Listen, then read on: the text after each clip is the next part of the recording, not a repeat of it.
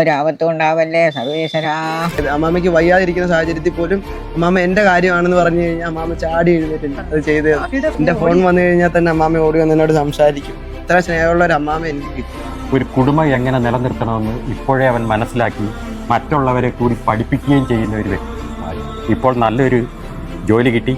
ആ ജോലിയിൽ ഞങ്ങളെല്ലാവരും സന്തോഷിക്കുകയും അഭിക്ക് വേണ്ടി ഇനിയും ഉന്നതങ്ങളിൽ എത്തിച്ചേരട്ടെ എന്ന് ഞങ്ങൾ പ്രാർത്ഥിക്കുകയും ചെയ്യും. മറ്റുള്ള എല്ലാ ബന്ധങ്ങളും ഉപേക്ഷിച്ച് സോഷ്യൽ മീഡിയ പോലും ഉപേക്ഷിച്ച് ഒരു വ്യക്തിബോധത്തോടുകൂടി അവൻ കഷ്ടപ്പെട്ടതിൻ്റെ ഫലമാണ്. ഇതിന് മുകളിലും അവന് ചെയ്യാൻ കഴിയും. കണ്ണൂരിൽ നിന്നും കൊല്ലം കരുനാഗപ്പള്ളിയിൽ അഭിഷേകിനെ കാണാൻ വേണ്ടി വന്നതിനുള്ള കാരണം അഭിഷേക് ഇപ്പോൾ കോസ്റ്റൽ ഗാർഡിൽ നാവിക് GD ആയിട്ട് സെലക്ട് ആയിരിക്കുന്നു. ഞങ്ങൾ ടീച്ചേഴ്സ് പറയുന്നതെല്ലാം അതേപടിയോ അല്ലെങ്കിൽ അതിന് മുകളിലോ ചെയ്യുന്ന ഒരാളായിരുന്നു അഭിഷേക്. ധാരാളം ഡ്രീംസ് ഉള്ള ഒരാളാണ് അഭിഷേക്. അപ്പോൾ അവന് ഇനിയും ഇവിടുന്ന് ഉയരങ്ങളിലോട്ട് എത്താൻ പറ്റട്ടെ എന്ന് ഞങ്ങൾ ആത്മാർത്ഥമായിട്ട് ആശംസിക്കുന്നു.